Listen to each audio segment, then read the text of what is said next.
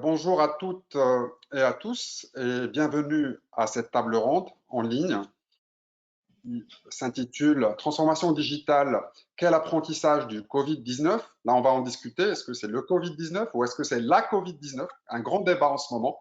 D'ailleurs, je suis très heureux d'être au milieu d'une brochette d'experts qui vont nous aider un petit peu à décortiquer cette situation inédite et qui vont chacun apporter son point de vue, ses apprentissages respectifs sur cette situation.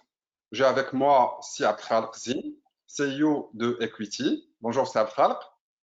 Bonjour. J'ai avec moi aussi Karima Ghanem, chairperson chez Peaceful Mind Foundation. Enchanté. J'ai avec moi Si Mohamed Zou,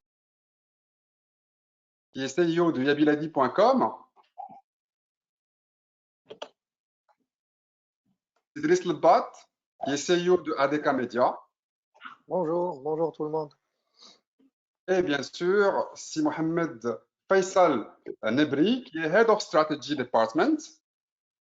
L'ADD, qui est notre partenaire scientifique et institutionnel de l'événement et qu'on tient à remercier vivement. Bonjour, c'est Faisal.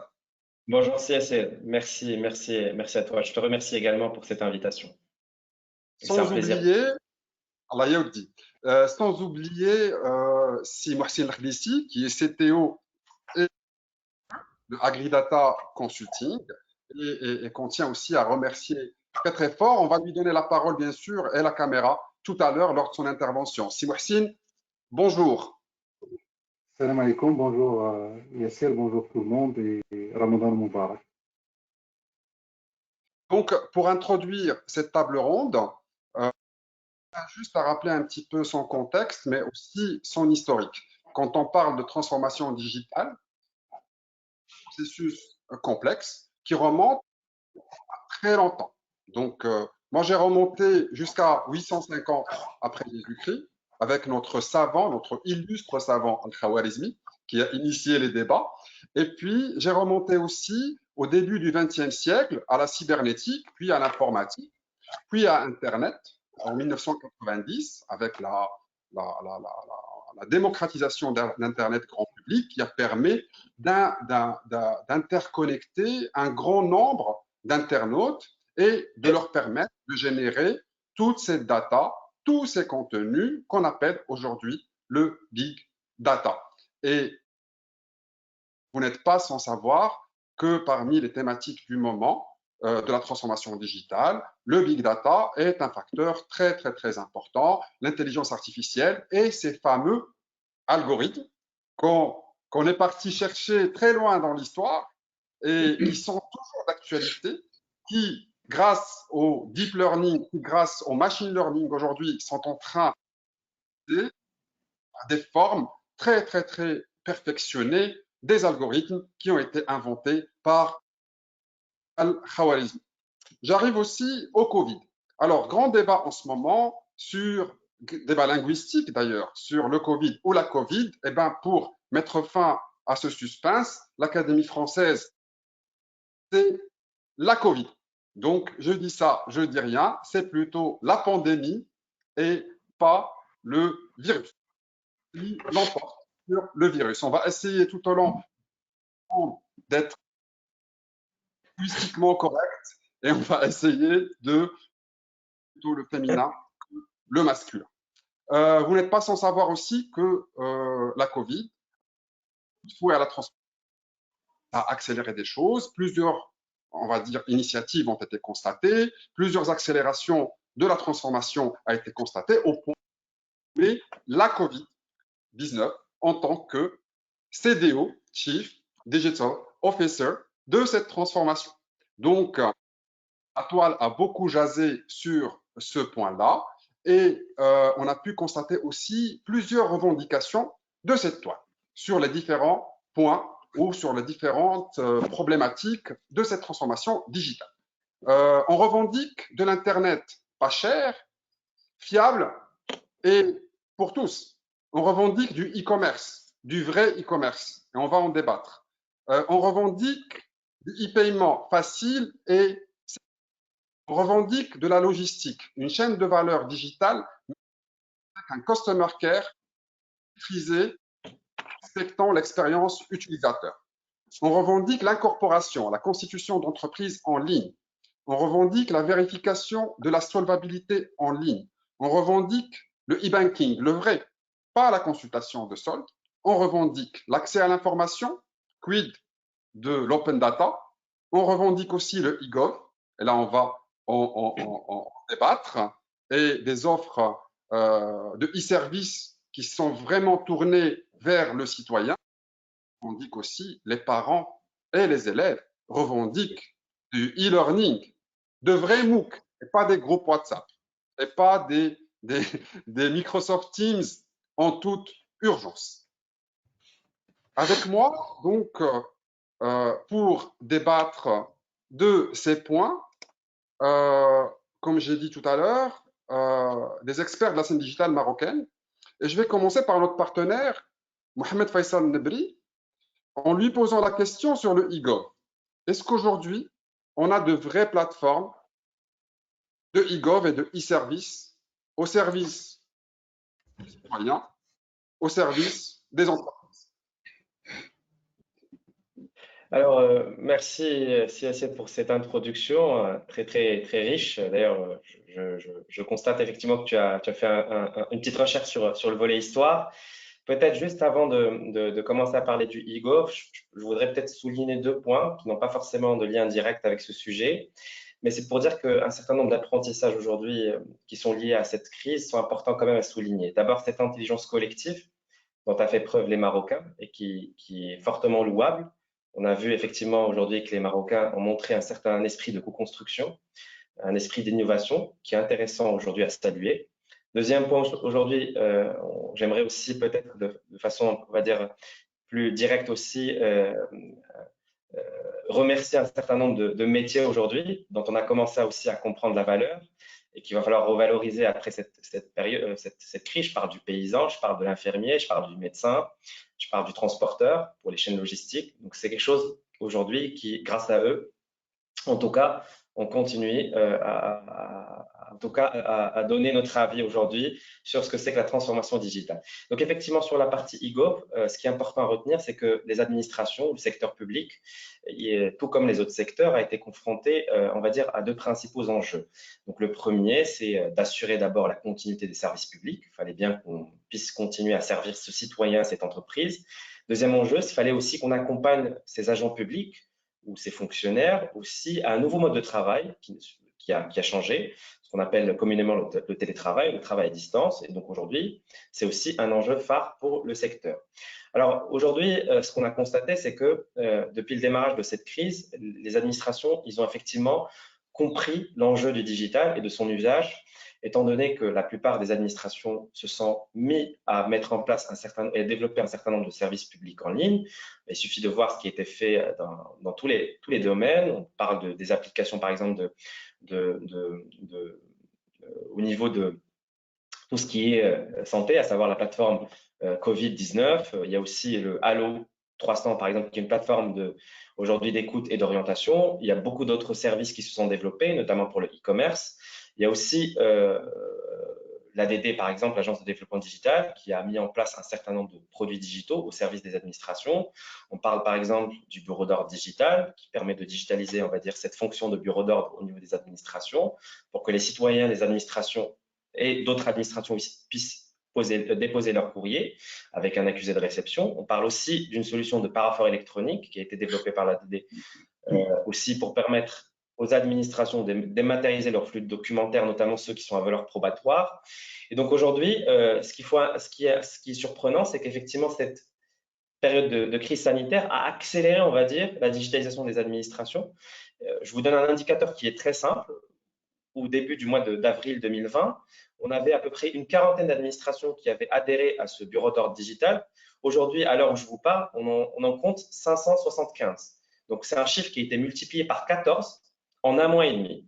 Donc, ce qu'il faut retenir, c'est qu'effectivement, il y a eu un usage massif et une appropriation massive des administrations, quelle que soit leur nature, des collectivités territoriales, des ministères, des établissements entreprises publiques, ce qui prouve effectivement l'importance de de l'outil digital dans la continuité des services publics. Donc, effectivement, c'est quelque chose qui est important à souligner. Voilà. Voilà, donc la continuité, le PCA, le plan de continuité d'activité, était un point focal durant le début de cette crise et on a constaté justement que le télétravail, la téléformation, le e-learning et toutes les initiatives qui ont été prises ont favorisé parce que le fait de dire que le Maroc n'est pas prêt pour le télétravail, moi je trouve ça complètement aberrant, excusez-moi le terme, parce qu'il y en a qui ont tiré sur le télétravail, mais on ne se rend pas compte qu'on est en train d'agir contre nos intérêts.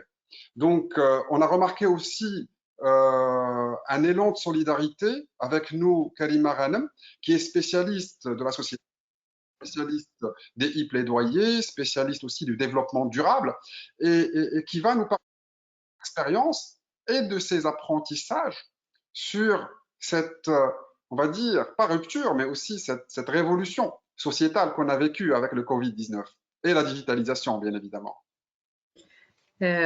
Bonjour, bonsoir tout le monde. Je suis très contente de participer avec vous dans ce débat que je trouve d'actualité d'extrême importance, vu qu'aujourd'hui, le monde entier connaît une mutation numérique très importante et on a constaté qu'il y a de nouvelles formes de solidarité en utilisant les nouvelles technologies de l'information et de la communication dans les campagnes de solidarité, campagnes d'information, de sensibilisation et aussi de plaidoyer pour mieux gérer cette période de crise avec un esprit, comme Monsieur Mohamed Faisal l'a dit, un esprit de co-design, de co-création, qui s'est installé naturellement avec la facilité de l'utilisation de la technologie, aussi la prédisposition des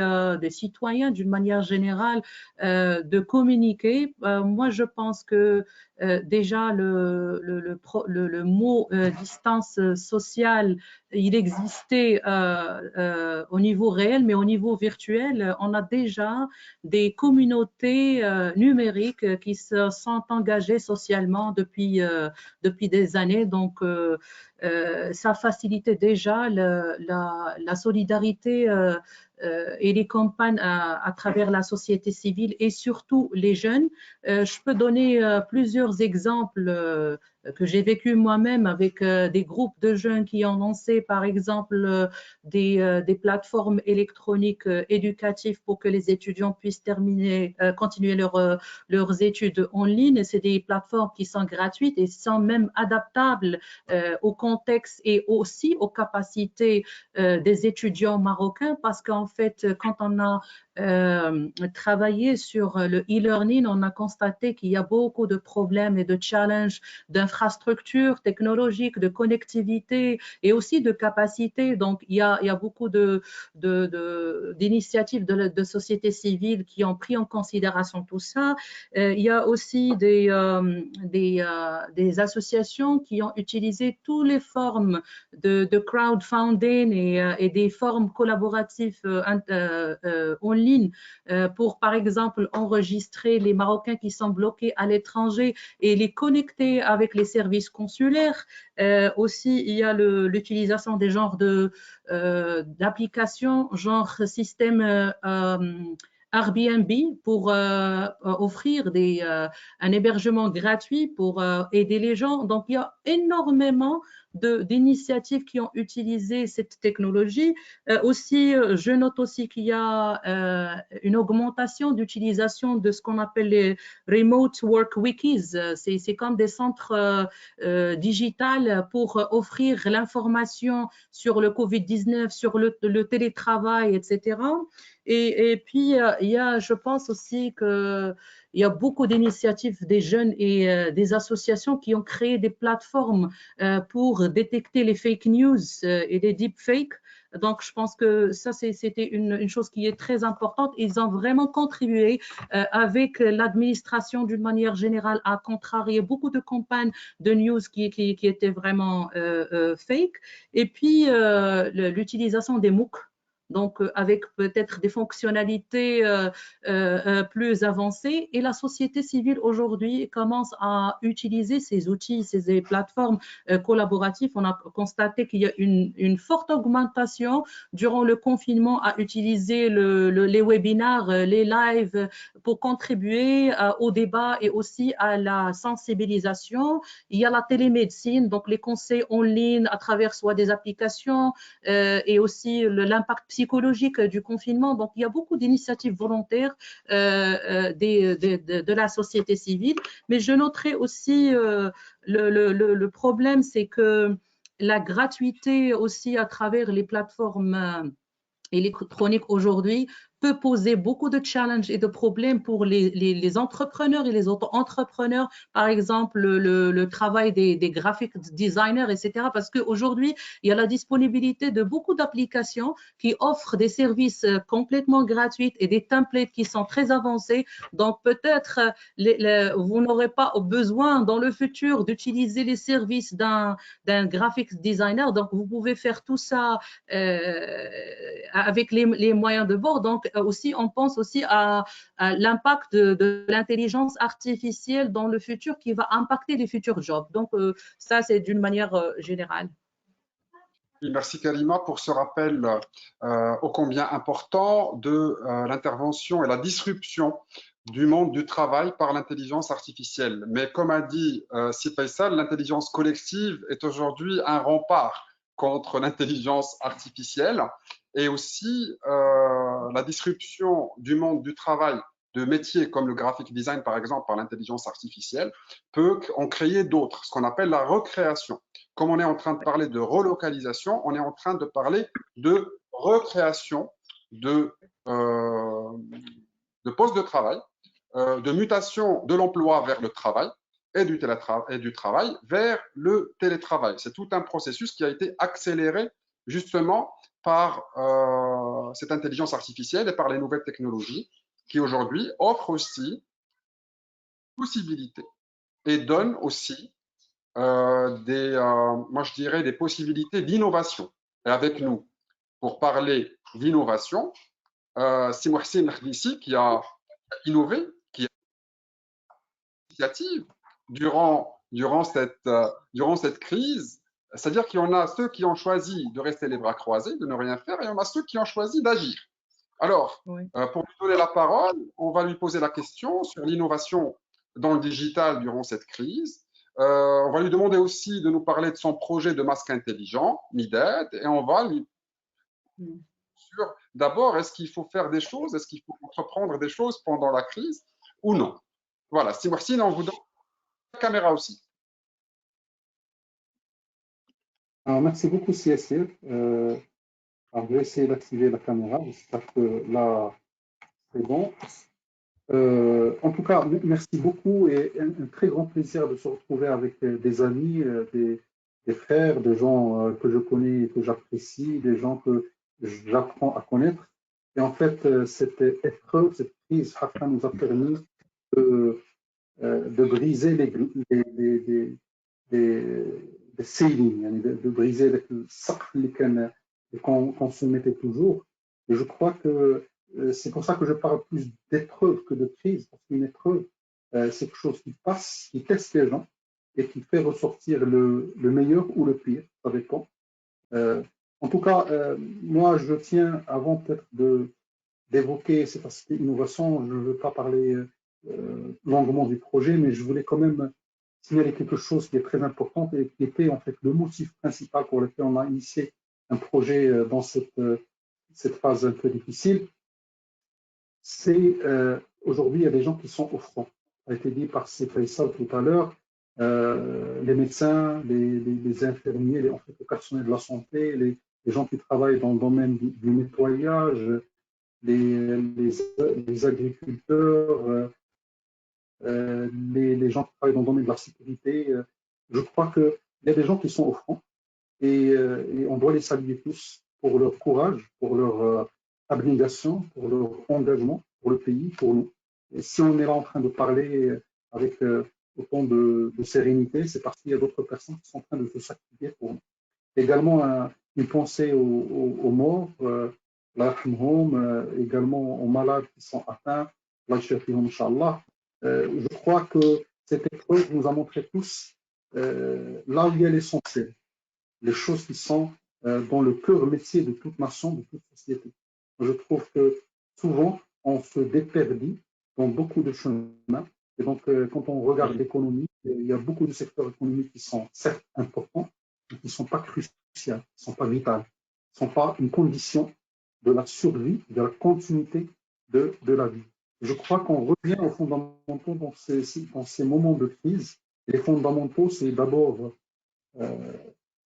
bien sûr la survie. Pour survivre, il faut se nourrir, il faut être en bonne santé, mais il faut également avoir une bonne éducation, une éducation qui méchit de l'enseignement, une éducation qui englobe le côté valeur, le côté citoyen, et qu'est-ce que l'homme doit aux autres hommes et doit à la nature pour qu'ils puissent continuer à faire.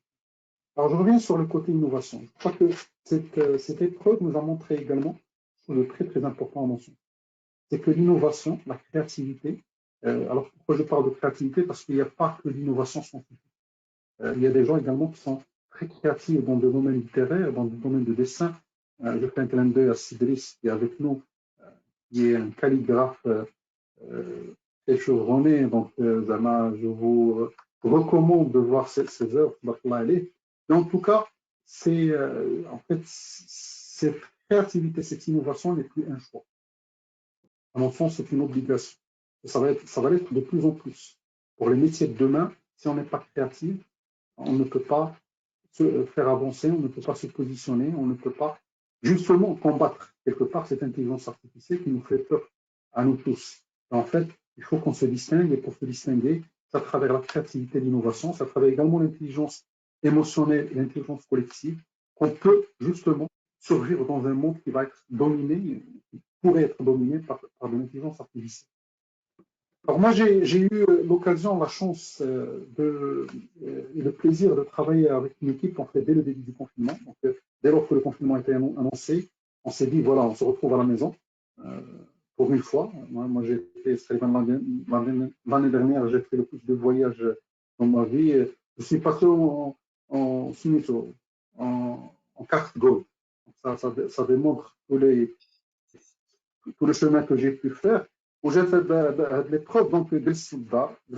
Donc j'ai un peu redécouvert les trésors qu'on a à la maison, les enfants, la famille, les livres, et beaucoup de choses qu'on rate avec le haraj ou le maraj de la vie. Mais j'ai découvert également des personnes. Donc dès le départ, on s'est dit, qu'est-ce qu'on peut faire? Nous, on est à la maison, on n'est pas au front, on n'est pas dans les premières lignes. Qu'est-ce qu'on peut faire? Et qu'est-ce qu'on peut faire pour notre pays? Et donc, on a commencé un peu à réfléchir, à regarder ce qui existe ailleurs. Et là, en fait, je rejoins ce qui a été dit par Faisal, mais également par l'Efenima. C'est en fait, on a essayé de travailler de manière vraiment collective. On a essayé de faire émerger des idées. Donc, chaque fois, on challengeait les idées. Au fur et à mesure, ça s'est développé en une idée un peu plus concrète, un peu plus structurée, un peu plus structurante. Et en fait, une idée d'un masque intelligent. L'idée, au départ, c'était une application de trafic, mais au fur et à mesure, on a pivoté pour arriver à un masque intelligent. L'idée, c'est quoi? C'est le masque, on en a besoin, et on en aura besoin probablement pour assez longtemps. Il ne faut pas croire que cette crise, c'est une crise passagère, temporaire, et on va rapidement s'en défaire, on va revenir à la normale. Ce qu'on vit aujourd'hui, c'est peut-être le nouveau normal. Donc, il faut qu'on s'y habitue. Et parmi les éléments fondateurs de ce travail d'habituation, c'est le port du masque. Donc, on a imaginé un masque avec des éléments un peu plus intéressants, un peu plus intelligents, des composants qui permettent de capturer certaines informations, de capturer la température, l'humidité, de capturer le cycle respiratoire. Donc,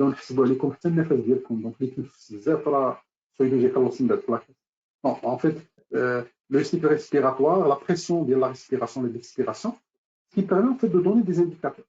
Et des indicateurs associés à d'autres indicateurs, notamment des indicateurs comportementaux, s'ils respectent le confinement et respectent la distanciation sociale, et puis des indicateurs qui sont basés maintenant sur la voix, détection des symptômes à partir de la voix. Donc ça, là également, pour être clair, on n'a pas innové en fait, sur beaucoup de ces éléments-là. On a découvert qu'il y a des choses qui existent. Il y a énormément de choses qui existent en open source. Il suffit de les combiner, de pouvoir les utiliser, d'avoir la capacité à les intégrer pour pouvoir par la suite disposer de quelque chose d'intéressant. Donc, on a essayé de combiner ces différents facteurs, environnementaux, comportementaux, médicaux, et médicaux aussi bien basés sur le déclaratif et un formulaire, ou là sur des choses qui sont détectées automatiquement à partir du masque, à partir de la voix, pour avoir une prédiction de la maladie.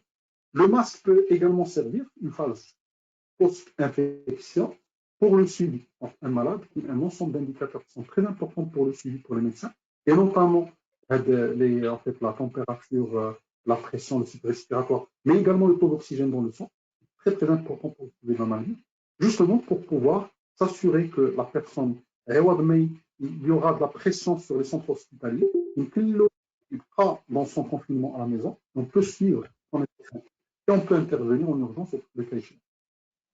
En tout cas, ce que j'ai découvert, résultat des courses, j'ai découvert que, alors il y a, parce que c'est une équipe de personnes, d'ingénieurs, de techniciens, de professeurs, de médecins, j'ai découvert tout le potentiel qu'on a au niveau de la jeunesse. C'est un potentiel extraordinaire. J'avais écrit il y a 2 ans 2 articles sur la stratégie digitale, parce que tout le monde parle de stratégie digitale. Et en fait, j'ai dit 2 choses. Je vais le redire ici, mais je crois que c'est des choses qui restent toujours d'actualité. La meilleure stratégie digitale, c'est de ne pas en avoir. Parce que ça change vite, que ça ne sert à rien de faire une stratégie sur 3 ans, 5 ans. Il faut avoir plutôt la capacité d'être agile, de se réinventer, de se redéfinir pour justement avancer dans ce chemin miné qu'est le digital. Et le deuxième article, c'était consacré aux jeunes. J'ai dit la meilleure stratégie digitale, c'est de donner le pouvoir aux jeunes. Une parole. Parce que je sais pertinemment que tout ce qu'on peut faire en termes de produits, de technologies, de démarches, de projets, il va certainement tomber à l'eau s'il n'est pas porté par des gens et des jeunes qui ont le mindset du digital. Donc, ce n'est pas une question de technologie, mais c'est beaucoup plus une question de mindset. Et heureusement que dans notre pays, on dispose énormément de cette richesse qui est la jeunesse. Il faut juste qu'on puisse l'exploiter. C'est malheureux de savoir que dans notre pays, il y a 1,5 million de jeunes qui sont des mythes, ni emploi, ni travail, ni stage, ni quoi que ce soit.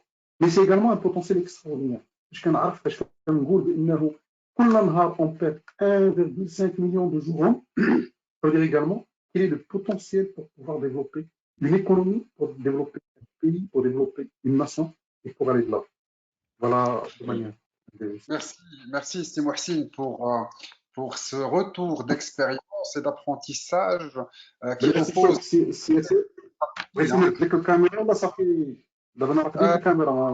Vous pouvez la garder pour le moment, ça ne me dérange pas. Donc, j'allais m'arrêter juste, avant de donner la parole à Saad Khalqzine, j'allais juste m'arrêter sur 2 points. L'opposition entre agilité et stratégie que vous avez fait, que je trouve un point très important pour les stratèges ici présents et pour les managers agiles ici présents. C'est très important de les opposer. Et le facteur humain qui l'emporte sur la technologie, ce sont 2 points très importants qu'on a pu constater et aussi comme apprentissage de cette crise. Parce que la nomination de Sir Omar Slaoui... la caméra. Ok, donc je parlais juste du facteur humain et qui est matérialisé par la nomination de Sir Omar Slaoui par Trump pour la commission qui va développer le vaccin. C'est très important. C'est Moncef Slaoui, et puis voilà. Donc, ça me donne la possibilité de passer la main à Saad Khalqzine, qui parlait des retours d'expérience et des apprentissages sur les médias sociaux, qui était une arène assez intéressante, n'est-ce pas? Merci, Yassir, de me donner la parole sur ce sujet-là. Effectivement, les réseaux sociaux au Maroc ont été une formidable caisse à la fois de résonance et de mobilisation dans le cadre de donc cette crise que nous traversons. Alors, nous avons mené une étude au sein de l'agence pour savoir un peu ce que les Marocains disaient sur les réseaux sociaux. Une étude que nous avons publiée d'ailleurs, qui est en téléchargement libre sur LinkedIn. Et on a été assez surpris par le niveau de maturité des internautes marocains. Alors, quelques chiffres grandeur nature. Évidemment, sur Facebook, il y a environ 17 millions de comptes. Alors, les réseaux sociaux avant le coronavirus, ce n'est pas les réseaux sociaux après le coronavirus, puisque nous assistons à un certain nombre donc, de ruptures. D'abord, la montée d'un esprit civique et citoyen dans le cadre de ce que mes prédécesseurs ont décrit, cette intelligence collective qui a été présentée par Seyyid Faisal, l'énergie de survie et d'innovation qui ont été également soulevées par la Karima et bien sûr par Seyyid Mohsin. Et donc, on retrouve cette dynamique de mobilisation également sur les réseaux sociaux. Et ce qui est extraordinaire, c'est qu'on retrouve, et ça corrobore ce qu'a dit Seyyid Mohsin, que les jeunes ont été et sont aux avant-postes, notamment par exemple pour le stay home. Vous savez que le stay home n'était pas quelque chose d'évident au début. Le confinement n'était pas quelque chose d'évident. Et donc, les jeunes vont se prendre à bras-le-corps le stay home. D'ailleurs, l'hashtag du stay home va être pendant longtemps à la tête des hashtags. Et donc, vont multiplier les vidéos, les messages de sensibilisation pour d'abord inciter leurs propres proches à ne pas sortir et à promouvoir donc cet hashtag. Et également de dénoncer ceux qui violaient le confinement. Il y a un terme qui s'appelle le gel, parler de gel. On voit dans les réseaux sociaux, ils parlent de gel pour un peu donc pointer du doigt les personnes qui violaient le confinement. Alors, ça d'un côté. De l'autre côté, mais alors là, que dire de cet esprit extraordinaire d'amour de son pays, de patriotisme? Rarement, l'icône du drapeau marocain n'aura été autant partagée sur les réseaux sociaux. Et donc, protéger sa propre maison, sa propre famille, mais aussi protéger la grande famille, qui est la patrie, qui est la nation. Et donc, là aussi, on a assisté, et ça a été dit auparavant, par un certain nombre d'initiatives de solidarité spontanée, d'idées, de projets qui ont émergé. Et alors, ce qui est intéressant à relever, c'est que autant, effectivement, ça a été salué, autant nous assistons à l'émergence de nouveaux influenceurs. Je parlerai des médecins qui ont fait beaucoup de vidéos, des agents d'autorité, l'autorité locale, les autorités locales, là où il y a eu beaucoup de vidéos ont circulé également, incitant les citoyens et discutant avec les citoyens dans une démarche à la fois menant bienveillance et également discussion pour les amener et à respecter le confinement. Nous avons donc l'assistance de nouveaux influenceurs, mais nous avons assisté également au crépuscule des influenceuses et des influenceurs, je dirais happy few, du showbiz, du make-up, enfin, les artistes, les stars de la chanson également, les réseaux sociaux les ont tout simplement expulsés, je dirais le terme expulsés des radars en leur disant ce n'est pas votre heure aujourd'hui, on n'en veut pas de vous. Donc, une sorte de réalisme face à l'urgence, face à la crise, et un sens extraordinaire de solidarité et de patriotisme. Okay, merci Abdelkhalek. Je pense que si Mohamed Zouak voudrait bien rebondir sur ce dernier point, sur les influenceurs, le digital de médias et de médias électroniques en ligne.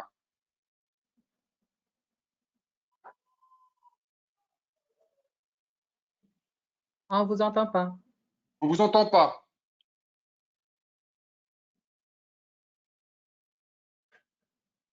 On ne vous entend pas. Si vous pouvez activer le micro. Mohamed, est-ce que vous pouvez activer votre micro?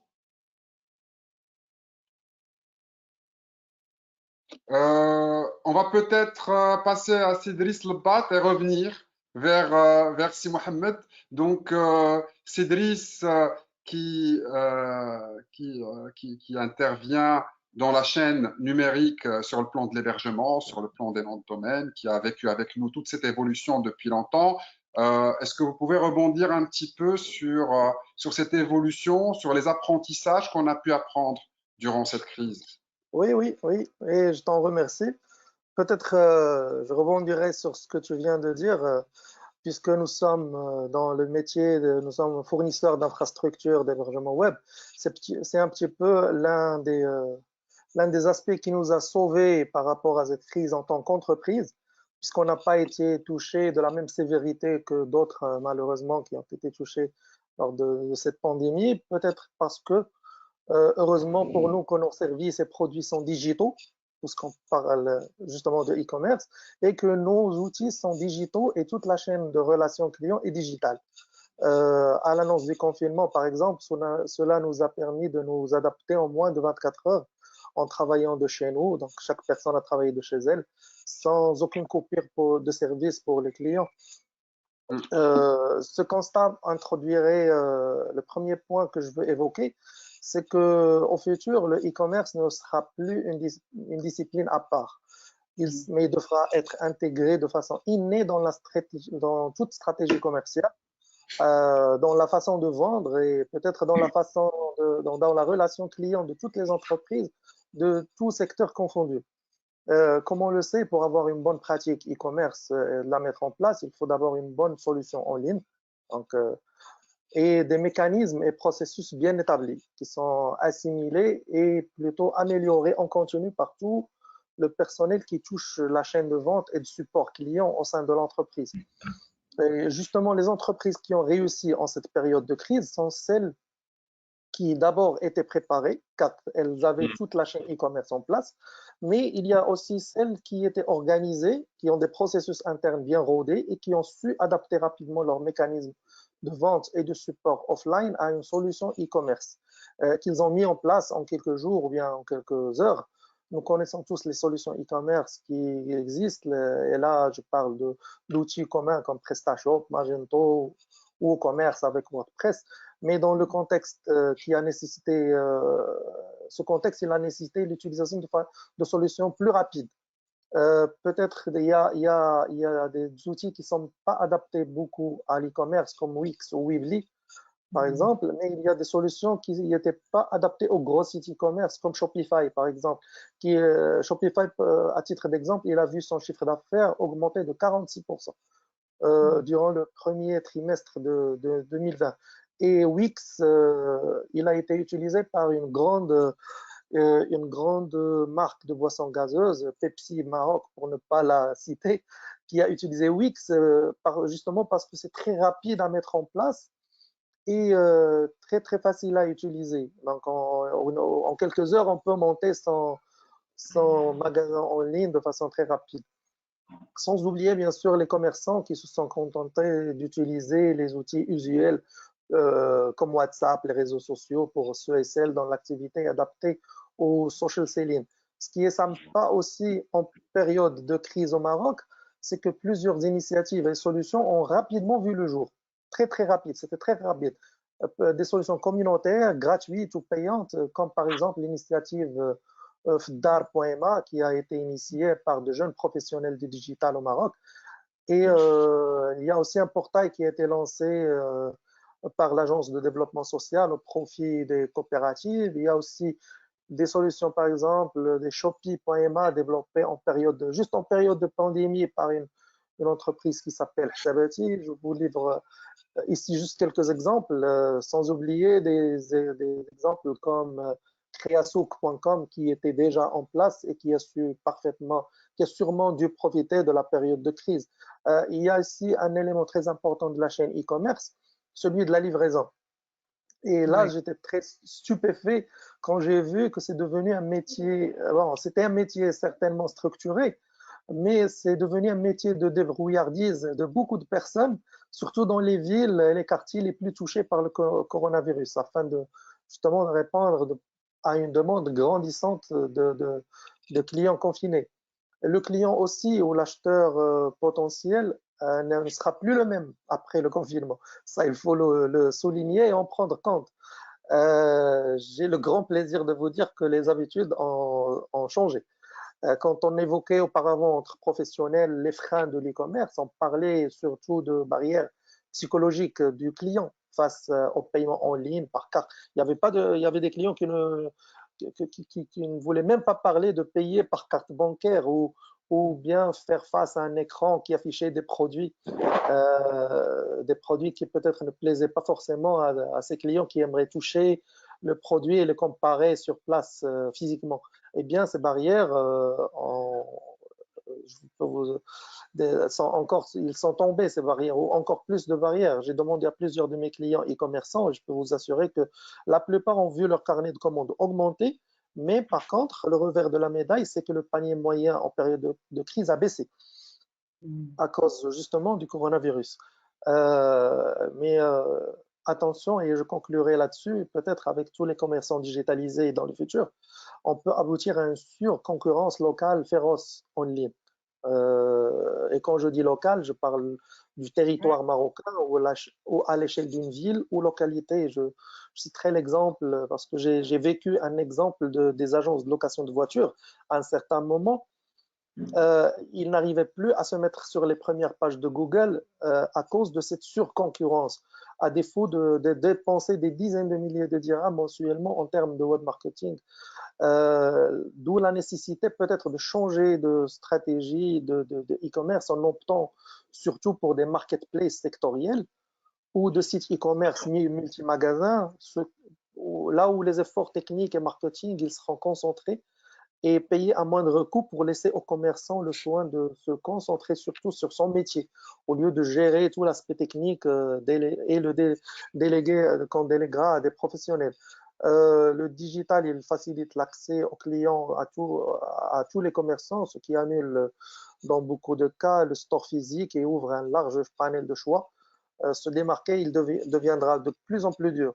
J'adapterai la citation de mon ami Yassir Monkachi pour dire attendre la crise pour se digitaliser, c'est comme attendre d'avoir faim pour cultiver un champ de blé. Merci.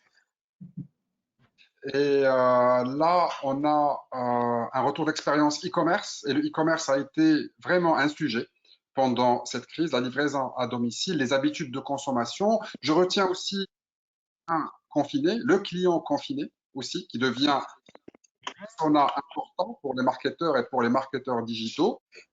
Aussi le lecteur confiné, hein, le consommateur de médias confiné. J'espère que ça marche là, si Mohamed. Non, toujours pas. Allô, allô, vous m'entendez? Oui, on vous entend. Oui. D'accord, c'est mieux. Désolé pour le petit bug technique tout à l'heure. Alors effectivement, je voulais réagir à ça.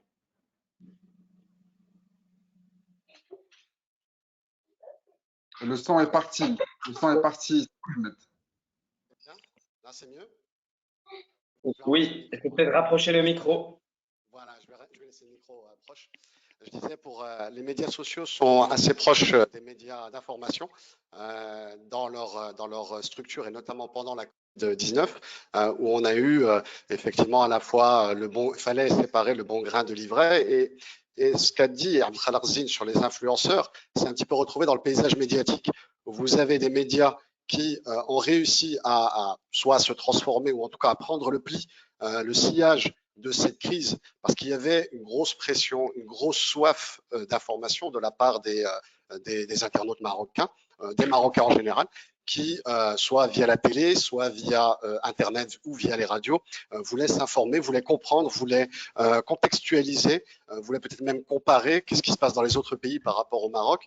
Et donc, il y avait énormément de demandes de la part des internautes sur la qualité de l'information. Et on a très vite vu qu'il y a eu un schisme, une séparation entre les médias qui, traditionnellement, on va les appeler les médias qui sont plutôt portés sur le buzz, sur l'information un peu trash, etc., qui ont un petit peu perdu pied parce qu'ils n'avaient plus les moyens de faire leur micro-trottoir.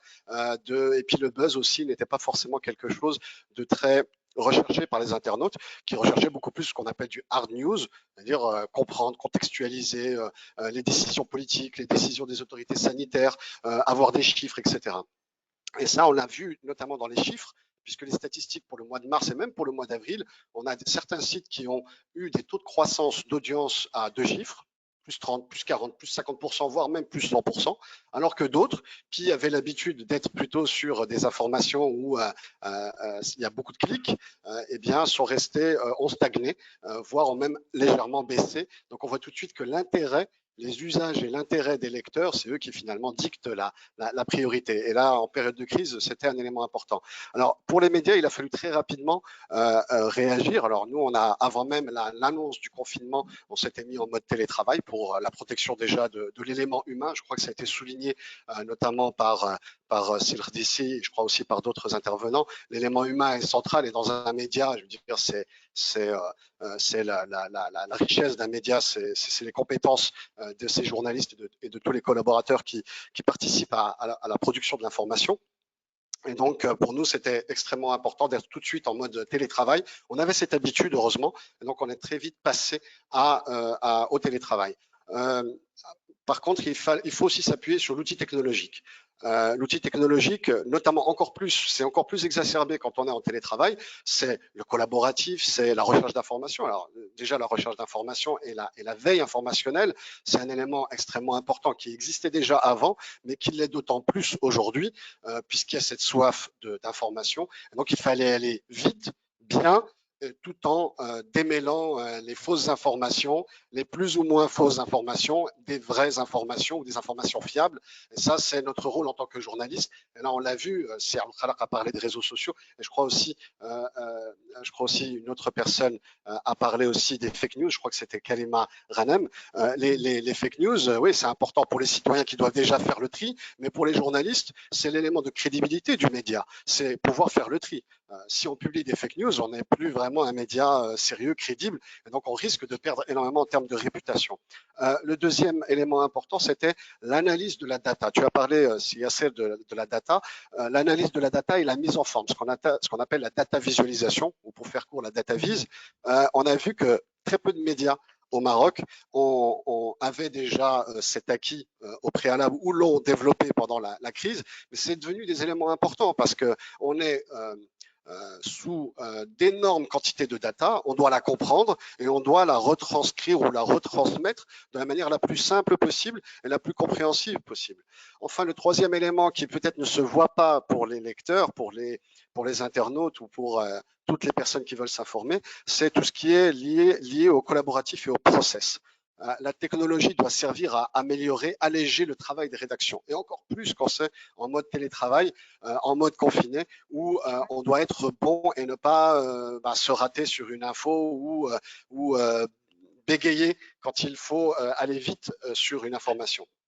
Moi, je dis toujours à mes étudiants, je le disais avant et c'est encore plus valable aujourd'hui, l'entreprise média, comme beaucoup de secteurs, mais l'entreprise média est une entreprise technologique aujourd'hui. Et ça, il faut le comprendre. On n'est plus là pour juste faire le traitement de l'information, du contenu et écrire soit sur papier ou sur ordinateur un article. Nous, on l'a vécu. Alors bon, nous déjà, on est sur Internet depuis le début, depuis 2002, donc on est un petit peu les dinosaures du web marocain.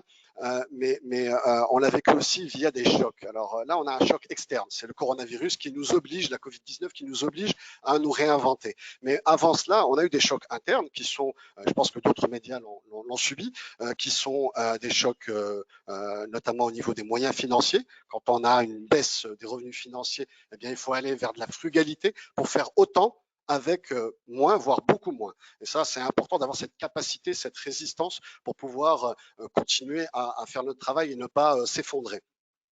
Ça peut être aussi un autre choc interne, c'est quand on a des éléments piliers au sein d'une équipe qui viennent à manquer ou qui partent pour des raisons ou pour une autre. Et là, c'est un élément extrêmement important qui nous a obligés, c'est arrivé avec notre directeur technique, qui nous a obligés à transformer un petit peu notre mode de fonctionnement et être sur beaucoup plus d'agilité avec l'utilisation d'outils technologiques qui nous ont permis d'aller plus vite, d'aller plus loin avec parfois moins de collaborateurs. Enfin, un dernier point sur lequel je voudrais insister, c'est l'impact extrêmement important de la Covid-19 sur les médias numériques, notamment au niveau du modèle économique. Ça, c'est quelque chose qui a frappé beaucoup de secteurs, l'événementiel, la communication, l'hôtellerie, le tourisme en général, etc. Mais les médias aussi. Et le problème des médias, c'est que contrairement aux coiffeurs qui dès le déconfinement va pouvoir retravailler, je serai un de ses premiers clients probablement, et les médias, ça ne redémarrera pas tout de suite. On est obligé de continuer à travailler, de continuer à payer nos collaborateurs qui travaillent beaucoup plus qu'en temps normal, hein, on travaille beaucoup plus en télétravail qu'en temps normal, mais la publicité, le marché publicitaire ne va pas redémarrer d'un claquement de doigts. Il faudra attendre probablement d'ici 2 ans pour pouvoir retrouver un petit peu le niveau de 2019. Et donc, il va falloir se réinventer principalement à ce niveau-là. Et là, il y a à la fois de la technologie, mais aussi le modèle économique de manière générale. Et notamment, on a vu que dans d'autres pays qui utilisent beaucoup le modèle payant, eh bien, on a vu que ça a bien marché, que les gens sont prêts à payer de l'information de qualité. Et donc, le modèle publicitaire n'est plus l'alpha et l'oméga de la presse en ligne, ce qui, jusqu'à aujourd'hui, c'est le cas pour le Maroc. La quasi-totalité des sites marocains fonctionnent avec les revenus publicitaires. Donc, il va falloir se réinventer, voir effectivement les modèles payants, ce qu'on appelle le paywall, voir aussi les modèles de club où on a des abonnés qui ont des avantages particuliers, et puis peut-être aussi l'événementiel, quand ça redémarrera justement, quand on ne sera plus confiné, peut-être aussi des éléments à étudier. Je sais que dans pas mal de pays, notamment les pays occidentaux, l'événementiel devient une business unit, comme on dit, important pour le modèle des médias, puisque les médias sont là pour informer, bien sûr, et puis comment dire, maintenir ce lien avec le lecteur, et les événements sont un des éléments importants, et ça peut être un élément important demain pour le modèle économique des médias. Merci, Si Mohamed, pour cet éclairage important. On vous attendait sur le secteur des médias et je pense qu'on a eu une vue d'ensemble un petit peu sur les modèles économiques, mais aussi sur la frugalité des médias aussi. La frugalité, c'est un point très important qu'on a appris tous durant cette crise et on parle même aujourd'hui aux Nations Unies, et je parle sous le contrôle de Karima. On parle d'hyper-frugalité aujourd'hui, c'est-à-dire c'est une frugalité qui va concerner tout le monde au niveau individuel et collectif. On a beaucoup de questions, donc on a une pluie de questions. Je vais essayer de vous lire quelques-unes et de terminer par un tour de table de 2-3 minutes, permettant à chacun de vous de rebondir sur les questions vous concernant. Alors, l'importance du facteur culturel.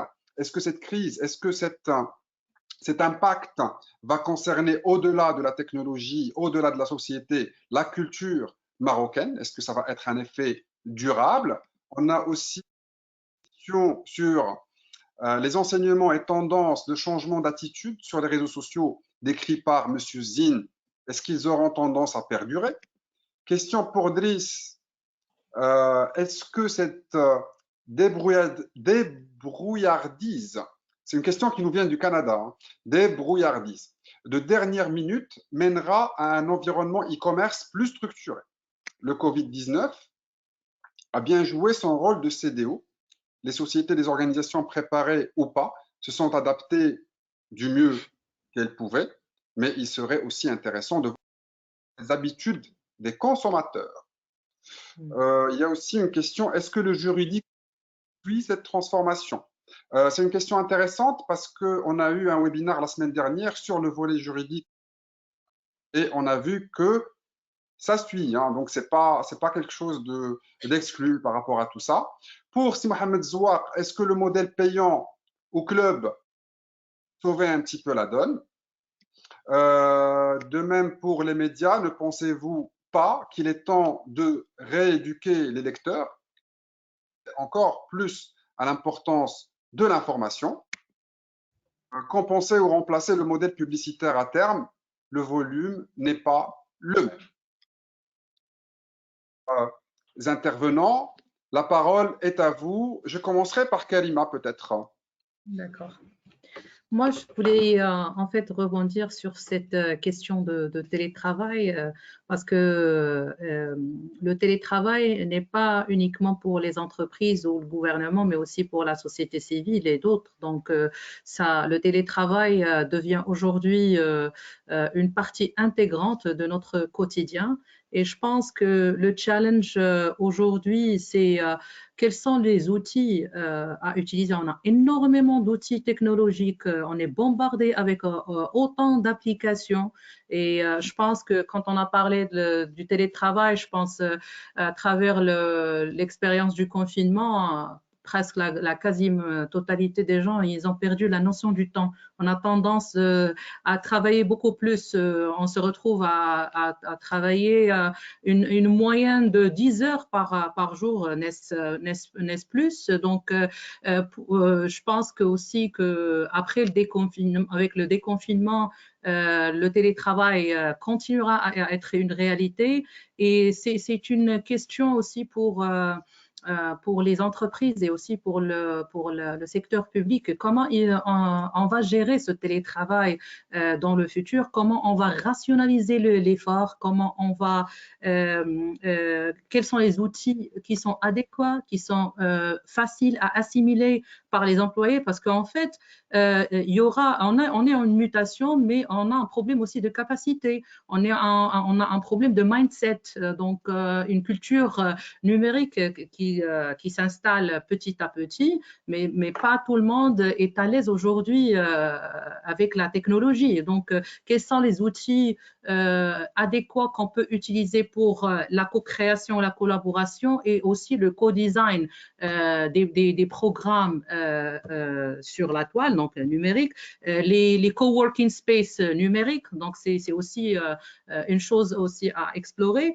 Et je pense que aussi le plus important, c'est comment ce télétravail et cette transformation numérique va impacter les méthodes managériales, les styles de leadership. Donc ça, c'est une chose aussi à explorer. Et aussi la productivité, comment gérer l'effort des employés et aussi la productivité et la performance des employés à l'ère numérique. Donc ça, c'est des questions, je pense qu'il doit avoir un brainstorming sur comment on peut gérer ça dans le proche futur. Aussi, en termes de freelance work, donc j'ai parlé tout à l'heure, il y a un rapport mondial, je pense qu'il a été travaillé, il y a un rapport sur l'état de freelance dans le monde entier. Et avec cette crise, il y a cette tendance à accroître cette participation des indépendants à cause du télétravail, à cause du numérique. Même si l'impact il est énorme aujourd'hui, surtout ces 2 mois, sur les petites et moyennes entreprises, sur les auto-entrepreneurs, etc. Mais les prévisions du futur, ils disent que le freelance va reprendre dans les mois à venir. Donc ça, c'est une chose aussi à explorer. Aussi, je pense que la chose la plus importante, à mon avis, c'est améliorer l'infrastructure technologique. Avec cette expérience qu'on a eue, soit le e-learning, etc., c'était un peu très difficile pour les gens qui sont dans des zones très éloignées, qui n'ont pas de connectivité, qui n'ont pas l'accès à l'Internet, à la technologie. Donc, ça pose aussi un problème d'inégalité d'accès aux services. Donc, il faut aussi penser à améliorer l'infrastructure technologique, aussi le renforcement de capacité. Donc, la sensibilisation, la conscientisation, la capacité technologique, aussi la culture numérique. Pour moi, je pense que ça doit être une culture transversale qui doit être intégrée dans la culture organisationnelle. Donc, on parle de la transformation numérique. Moi, je pense qu'on doit parler sur le mindset pour une transformation des ressources qui doivent être adaptées aux mutations posées par l'intelligence artificielle, etc.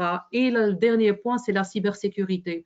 Aujourd'hui, ça fait partie de l'actualité. On parle de la protection des données personnelles, surtout avec les applications de détection du Covid-19. Donc, ça fait la une de tous les journaux à travers le monde. Donc, c'est un débat d'actualité. Je pense que ça mérite aussi, on est dans un manque de big data, open source, et il y a un challenge de tierces parties peut-être qu'ils peuvent utiliser nos données personnelles. Donc, ça, quand on a parlé du comportement de consommateur, moi, je pense aussi qu'on doit parler du comportement des utilisateurs qui peuvent être aussi, qui peuvent contribuer à ce problème de cybersécurité. Voilà, de manière générale. Kalima, vous finissez par un terme très important. D'ailleurs, c'est le sujet de notre webinaire du lundi prochain. Les intéressés peuvent venir pour enrichir le débat sur la cybersécurité, qui est un thème important. C'est Abdelkhalek, on vous a posé une question sur la durabilité du phénomène. Est-ce qu'on va aller vers le mieux, en fin de compte? Écoutez, bon, c'est très difficile de prévoir l'évolution des tendances parce que mais il y a quand même des fondamentaux. C'est-à-dire que les réseaux sociaux fonctionnent à l'émotion. Fonctionnent à l'émotion. La joie, la colère, la tristesse et la peur. Clairement, aujourd'hui, le sentiment qui avait dominé, c'était un sentiment de peur. Donc, c'est la peur qui a drivé et qui a introduit logique de survie, et donc tout le monde s'est mobilisé. Il y a aussi un sentiment de tristesse, puisque notamment vis-à-vis, et nous avons une pensée émue pour ces personnes-là, pour les personnes qui sont décédées, et pour les personnes qui ont attrapé la maladie. Donc, on le voit aussi, on le voit, un sentiment de tristesse.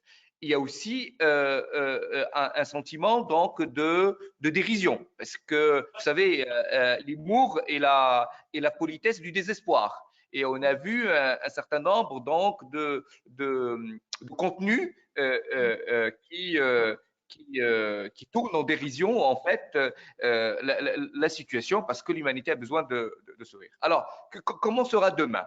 Alors, demain se dessine. On a quelques tendances.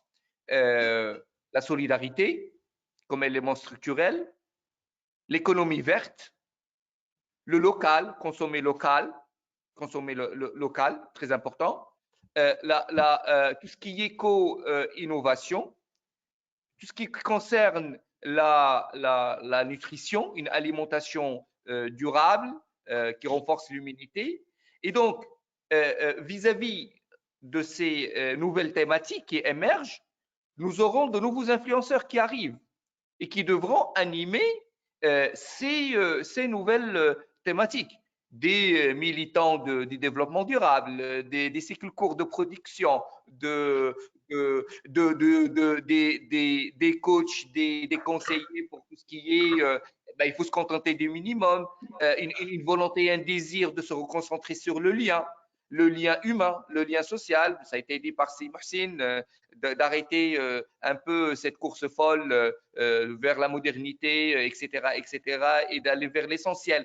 On est un retour vers les fondamentaux. Et pour cela, les réseaux sociaux donnent de plus en plus de la visibilité vers des influenceurs qui portent ces thématiques-là. Voilà, je dirais que les tendances vont dans ce sens-là, vers les gens se tournent vers le nouveau tempo, les nouveaux thèmes de l'époque qui arrive, celle du post-Covid. Très intéressante et sur le post-Covid, sur l'avenir, sur un exercice de prospective. Et justement, les questions étaient sur la prospective du e-commerce. Driss, comment voyez-vous un peu l'avenir du e-commerce à la lumière des apprentissages du Covid-19? Oui, peut-être je reviendrai à la question. Je reviendrai à la question qui a été posée, celle de dire est-ce que la débrouillardise peut nous amener à avoir un e-commerce plus structuré. La débrouillardise, on peut dans le contexte, je l'ai mise dans un contexte de réponse à cette problématique. Peut-être qu'on pourra la comprendre comme une sorte d'agilité. Parce que tout entrepreneur, il doit être débrouillard et sache se tourner avec le vent, comme on dit. Mais là, la débrouillardise dans le contexte où je l'ai mis, c'est de dire qu'il y a beaucoup de personnes qui n'avaient rien à voir avec le e-commerce et qui se sont qui sont jetées dans le e-commerce pour saisir des opportunités de Covid-19. Cette prolifération d'acteurs, petits ou grands, ils répondent à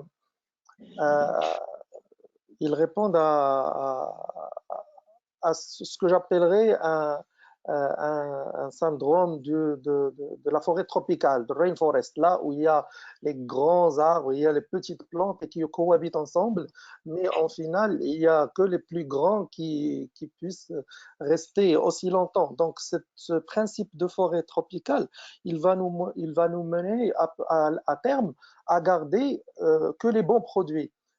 Commencer la concurrence, cet aspect, il crée beaucoup de concurrence. Il y a beaucoup d'acteurs qui font la même chose. Je donnerai l'exemple par exemple dans le football, il y a par exemple le Wydad et le Raja, on trouve le Barça et le Real qui sont très concurrents. Et s'il n'y avait pas cette concurrence, peut-être qu'on ne retrouverait pas d'aussi belles équipes qui produisent un aussi bon football. Mais cette prolifération d'acteurs du e-commerce au Maroc, elle doit s'accompagner par deux choses. D'abord, par l'éducation du client. On doit avoir un client plus averti pour qu'il puisse faire le bon choix de la solution ou bien du fournisseur à approcher. Et deuxièmement, il y a justement le côté légal qui a été cité dans la question. Et je pense qu'au Maroc, le côté légal, il est bien couvert. D'ailleurs, je vais partager avec vous une information, c'est que chaque mois, quand nous regardons les stats de notre blog, nous trouvons que l'un des articles les plus utilisés, et ça depuis le plus consommé, et ça depuis très très longtemps, est un article où on a mis les lois qu'il faut adopter pour les e-commerçants au Maroc. Ça veut dire que le Maroc, il a des lois, il y a le code du commerce, il y a la loi de 0908 pour la protection des données personnelles. Ce dont on a besoin peut-être, c'est des labels, peut-être des labels pour identifier les e-commerçants avec les pratiques qui sont en phase avec ces lois et avec les bonnes pratiques. Il y avait une initiative de la CGM qui avait lancé un label ITIQA. D'ailleurs, nous étions parmi les deux entreprises au Maroc qui ont obtenu ce label, mais malheureusement, on aurait préféré que ça puisse continuer dans le temps et qu'il y aurait beaucoup plus d'entreprises qui aient ce label et qui puissent être labellisées parce que un label, il passe vraiment par une certification et vraiment une étude très poussée pour l'obtenir. Donc, je conclurai par dire que cette débrouillardise, elle mènera vraiment à vraiment élever le niveau du e-commerce au Maroc et faire émerger de nouveaux talents chaque année et de nouveaux acteurs de e-commerce. Mohamed Zouab.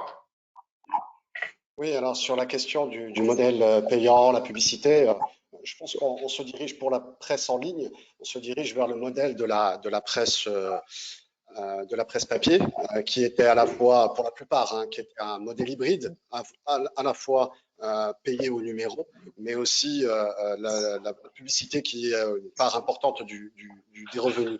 Alors là, ce ne sera pas forcément payé au numéro ou payé à l'article, même s'il y a quelques offres de ce type-là, mais des abonnements annuels comme ce qui existe dans les autres médias.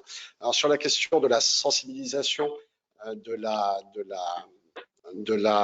des internautes sur ces questions-là, je pense qu'effectivement, c'est extrêmement important que les gens comprennent que les médias, produire de l'information et notamment de l'information de qualité, ça a un coût, ça prend du temps, c'est extrêmement difficile, notamment dans le contexte marocain encore plus.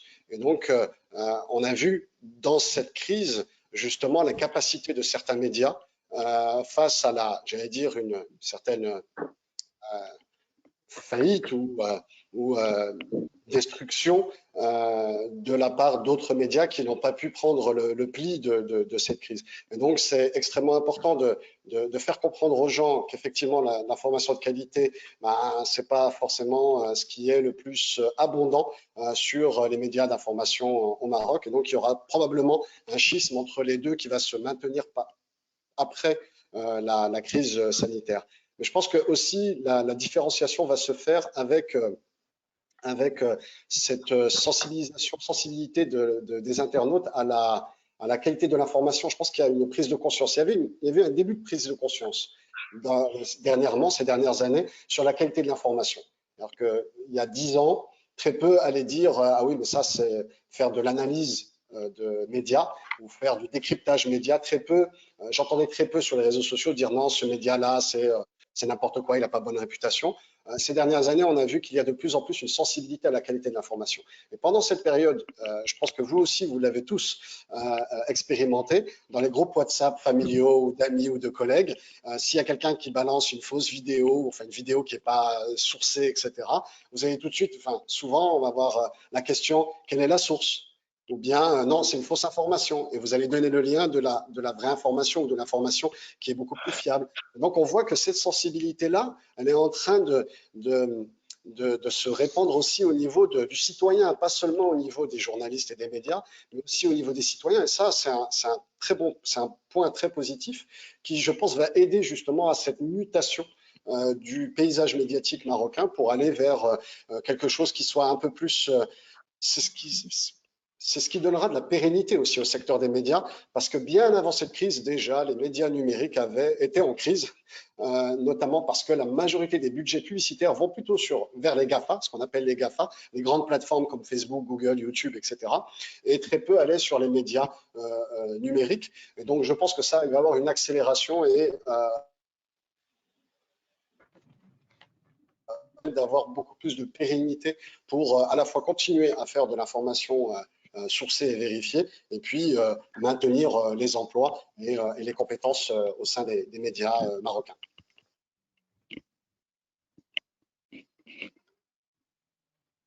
Je vais donner la parole à Simouhsine et lui laisser aussi la place pour nous donner un petit peu sa perspective, un peu de l'écosystème innovation et technologie au Maroc.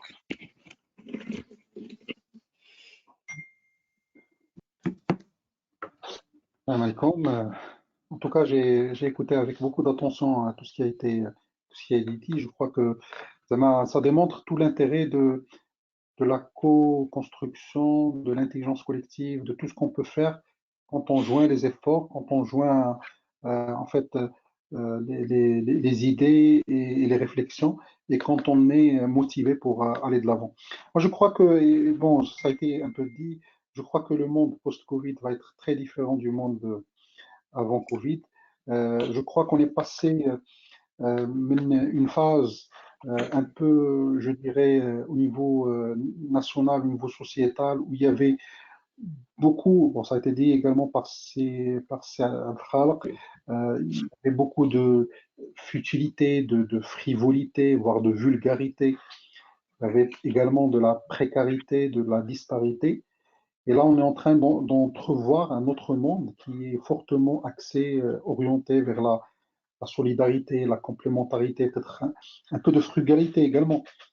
Frugalité dans le sens où on va utiliser les ressources nécessaires et pas dans une logique de trop d'abondance, mais également un monde de pluridisciplinarité, de singularité, voire de charité. Donc je crois qu'il y a beaucoup d'apprentissage.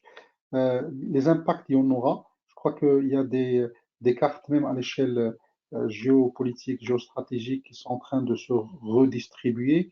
Au Maroc, il y a des opportunités. Je crois que cette épreuve est une opportunité d'abord pour se redécouvrir. Parce qu'au bout d'un certain moment, un pays, une nation, un individu, même une entreprise, il ne se connaît plus. Il est complètement pris par le quotidien qu'il ne se reconnaît plus.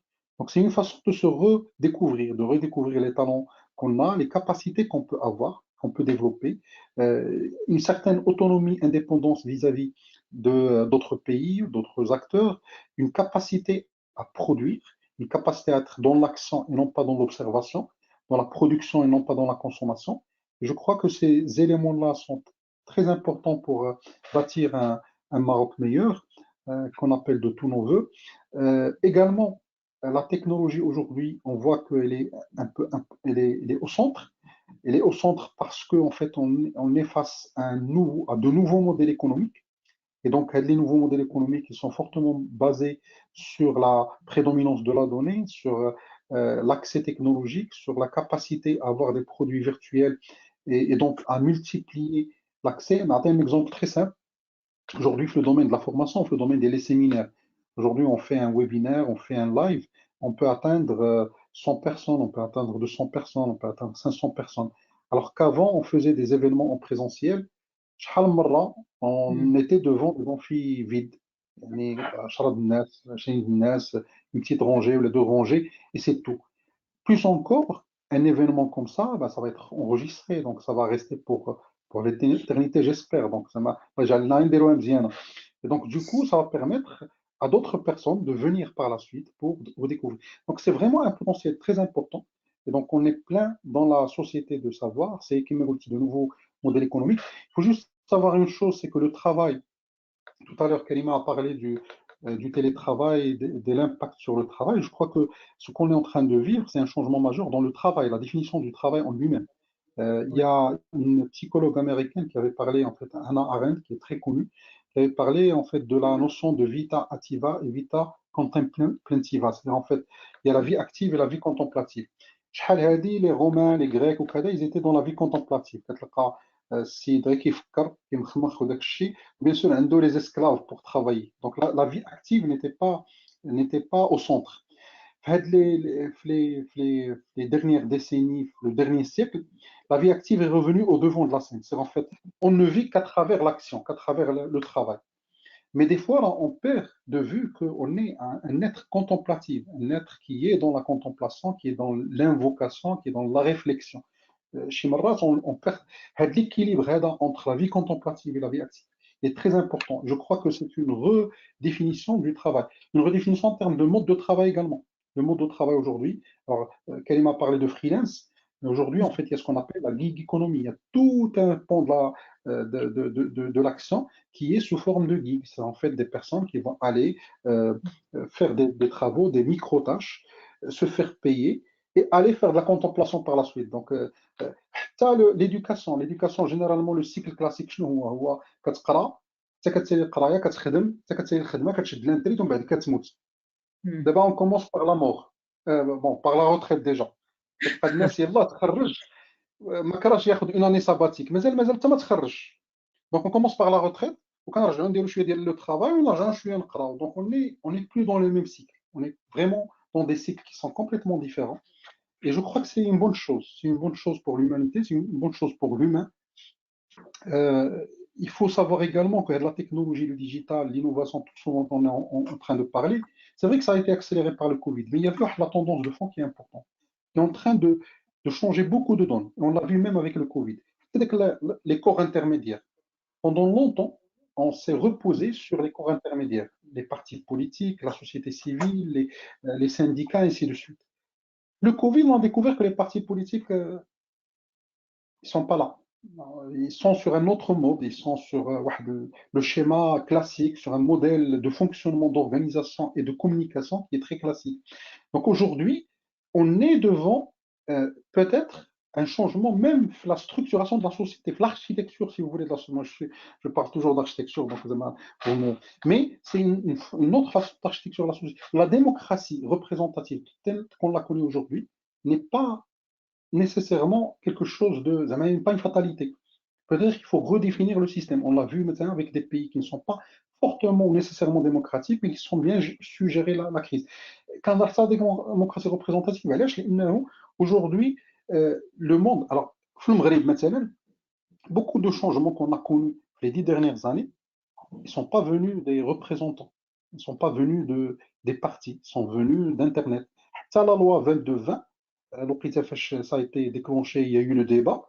C'est au niveau, et je crois, et ça j'appelle de tout cœur les gens qui nous suivent, mais également tous les acteurs il faut savoir contribuer pour le bien de son pays et savoir également garder un certain niveau de vigilance. Donc, l'équilibre entre le patriotisme engagé qui fait travailler, qui fait avancer les choses, qui propose, qui est là pour agir, mais en même temps, un niveau de vigilance pour s'assurer qu'il n'y a pas de dérive liberticide, de dérive au niveau des lois, de dérive. Et je crois que c'est l'équilibre qu'on doit atteindre. J'espère que cette épreuve va nous permettre justement de l'atteindre pour aller de l'avant, nous tous, parce que quand on critique son pays, c'est par amour, et quand on travaille pour son pays, c'est également par amour. Voilà, merci. Merci à vous, Si Mohsin, pour combien insightful, comme on dit. Et cette synthèse-là, elle me fait penser à la déclaration de Bernard Stiegler, hein, l'emploi est mort. Vive le travail. Aujourd'hui, pour mettre à jour cette citation, on peut dire l'emploi est mort, vive le télétravail. Donc, le Covid a accéléré le processus de transition, a annoncé officiellement l'emploi, parce que là, on ne peut plus employer des gens. On va être dans des écosystèmes de freelance, comme a dit Karima, des écosystèmes d'auto-entrepreneurs, d'intra-entrepreneurs, de micro-taskers, avec l'émergence de profils nouveaux de travailleurs qui seront relocalisés à distance, avec peut-être un changement profond de paradigme, une grande rupture.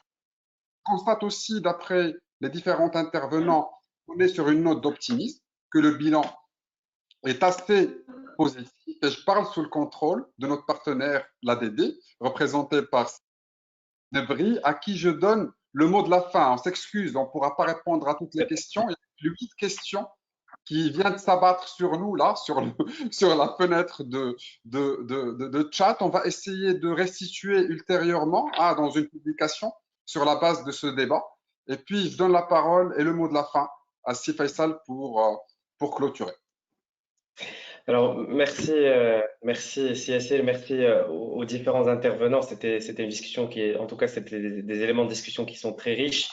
Effectivement, donc si on veut un peu se projeter, on va dire, même si l'exercice de projection reste toujours difficile et délicat, j'aimerais en tout cas peut-être dégager un certain nombre de tendances qu'on a eues au niveau de la discussion et qu'on pourrait peut-être structurer sur 3 volets. Donc, la première partie, je parlerai plutôt de l'entreprise, par la suite de l'administration et puis pour terminer par rapport aux citoyens.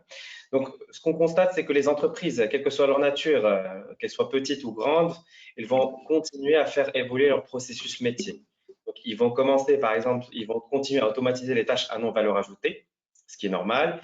Ils vont de plus en plus demander, on va dire, être des consommateurs de technologie pour essayer de les aider par exemple, à piloter leurs activités, à s'acquérir des outils, par exemple, d'aide à la décision. C'est important. Les entreprises vont continuer aussi à faire évoluer leur mode d'organisation, leur mode de travail. On a parlé du télétravail, on a parlé du management peut-être 2 ou 3.0, qui doit être beaucoup plus dans l'empathie, qui doit être beaucoup plus capable de fédérer ses équipes et leur donner du sens, surtout dans un contexte qui est aujourd'hui connu par une déstabilisation du cadre de vie personnelle versus vie professionnelle. Donc aussi des entreprises qui vont évoluer en termes de chaîne de valeur, comme disait Cédric, on a parlé du e-commerce, donc une force de vente qui devra être augmentée. Donc on va commencer à être beaucoup plus user-centric ou client-centric, donc on va beaucoup plus s'intéresser à nos clients, à leurs habitudes de consommation. Donc ça, c'est vraiment les tendances sur lesquelles on va continuer, l'entreprise en tout cas va continuer à se développer. Et puis si on vient du côté plutôt d'administration, alors l'administration, elle va continuer à digitaliser, à dématérialiser ses procédures administratives. Elle a besoin aujourd'hui d'être beaucoup plus proche des citoyens, des entreprises, parce qu'elle assure des services publics. Donc, il va falloir qu'elle améliore sa productivité, ses délais de traitement, parce qu'aujourd'hui, on est aussi dans un effet d'instantanéité. On demande beaucoup d'instantanéité. Alors, les administrations aussi, ce qui est important aussi à savoir, c'est qu'elles vont adopter de nouvelles approches. Il y aura peut-être, par exemple, des concentrations des efforts sur un certain nombre de secteurs sociaux. On parle de l'éducation, parce qu'il va falloir commencer assurer la continuité pédagogique. On parle aujourd'hui de la santé, donc la e-santé, donc l'émergence de tout ce qui est télémédecine, téléconsultation. Donc aujourd'hui, on aura une approche effectivement beaucoup plus, une administration qui reverra peut-être ses priorités, et donc où je parle d'un gouvernement qui reverra peut-être ses priorités pour se concentrer beaucoup plus sur les secteurs critiques pour notre économie et notre pays. Il y aura aussi ce qu'on appelle au niveau de, je pense, du gouvernement ou de l'administration, une prise de conscience sur le fait qu'on ne peut pas oublier des gens, parce qu'on avait parlé, Madame Ranem en a parlé, donc aujourd'hui on parle de l'inclusion numérique, donc de cette fracture numérique qu'il va falloir réduire. Donc aujourd'hui, effectivement, on sait qu'on a un Maroc à deux vitesses, on a des zones qui sont désenclavées, des zones rurales qui n'ont pas forcément accès à la connectivité, donc ne peuvent pas profiter des retombées économiques que peut avoir le digital. Donc je pense que les administrations ou les politiques publiques de façon générale vont commencer à repenser à des politiques en intégrant cette dimension inclusion sociale, inclusion financière. Quand on a commencé à développer le paiement mobile, je présume que c'est aussi dans cette perspective de développer l'inclusion financière. Donc, la technologie, elle sera là vraiment aussi au service des politiques publiques pour les aider à mieux inclure l'ensemble des éléments de la société. Et puis, si on va vers le citoyen maintenant, bah, effectivement, on a parlé des habitudes de consommation. Donc, c'est Driss, c'est Zine, mais aussi c'est Zouar qu'on a parlé, parce qu'effectivement, aujourd'hui, on est un citoyen qui devient de plus en plus averti, donc, et qui consomme peut-être, qui a orienté ses habitudes de consommation vers des choses beaucoup plus importantes. Aujourd'hui, on a aussi effectivement parlé d'un citoyen qui a quand même épargné en partie aussi durant cette crise, parce que du coup, étant donné qu'on n'a pas forcément eu l'occasion de sortir et donc de consommer, en tout cas de consommer notre argent. Donc, j'imagine qu'aujourd'hui, c'est aussi par peur. Donc, il y aura un citoyen qui sera vraiment très attentif à ce qu'il a en face de lui. Et puis, je pense aussi qu'on aura un citoyen qui développera davantage ce qu'on appelait, en fait, les terminologies que vous avez utilisées, c'est ce qu'on appelle la civic tech. Donc, si Mohsin a parlé de la démocratie participative, donc cette démocratie participative, elle va continuer à se développer. Madame Karima le sait très bien. Donc, on est beaucoup plus exigeant vis-à-vis de notre gouvernement. On n'accepte pas rien. L'exemple de la loi qu'a cité Simone Seif et donc tout le buzz qu'elle a créé au niveau de la toile, on est un exemple qui est concret. Donc aujourd'hui, on a beaucoup de pétitions qui commencent à se développer en ligne, beaucoup de gens qui commencent à réclamer, on va dire, une importante attention en tout cas attribuer à la nature, au climat, donc pour gérer cette transition climatique.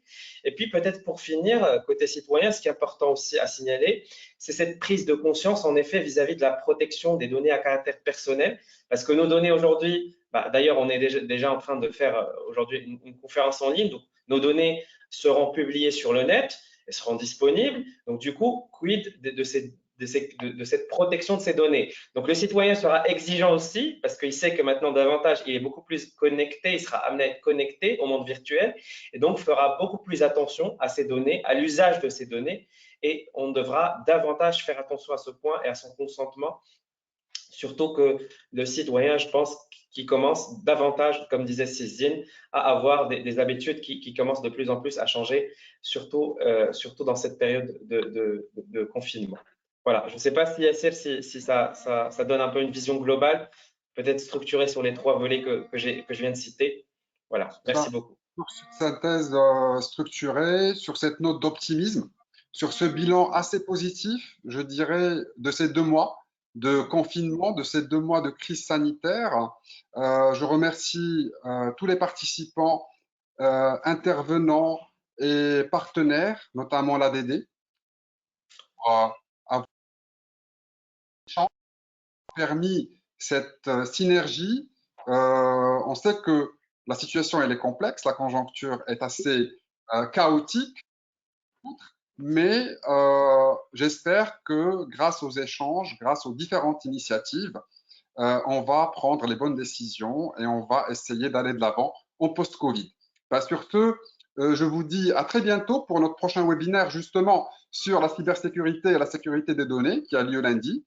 Et puis à très vite dans le cadre de nos rencontres et de nos webinaires en ligne. Je vous dis à très bientôt. À très bientôt. Merci CSL, merci à tous les intervenants. Très bonne journée. Merci à vous tous. Très bonne journée. Bon week-end. Merci, au revoir. Au revoir.